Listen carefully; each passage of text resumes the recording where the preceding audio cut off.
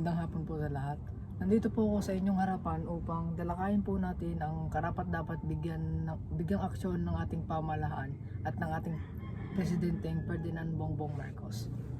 Ang pinakauna po ay jeepney phase out.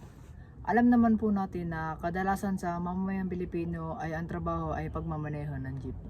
Sana naman po ay wag itong alisin ng ating Pangulo na si Ferdinand Bongbong Marcos Jr. at sa halip sila po ay tulungan. Dahil doon na lang po sila kumukuha ng pangkabuhayan at doon na lang po sila kumukuha ng pangtustos sa kanilang mga anak at pamilya. Yun lang po. Ang sunod naman po ay patungkol po sa pagtakbo sa politika, dahil alam naman po natin na pwede kahit sino ang lumaban sa politika.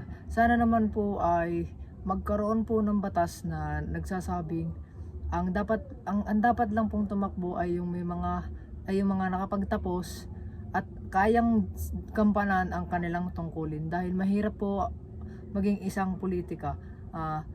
Sana po ay maunawaan niyo po. Ang sunod naman po ay libreng babae. Alam naman po natin na karaniwan po sa ating mga mamamayang Pilipino ay homeless. Sana naman po ay bigyan pansin ito ng ating pamahalaan at bigyan po ito ng budget upang makapagpatayo po ng kanilang bahay kahit na po maliit, dahil malaki pong tulong ito sa kanila. Sana po ay ma-actionan nyo po agad itong aking sinabi. Salamat po. Sumunod naman po ay tungkol po sa korupsyon. Alam naman po natin na hindi po mawawala ang korupsyon sa politika.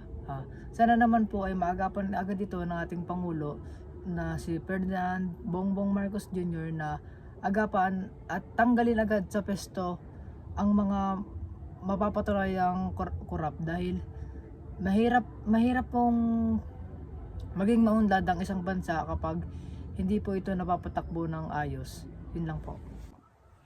Ang sumunod naman po ay patungkol sa unemployed na ating mga kababayan.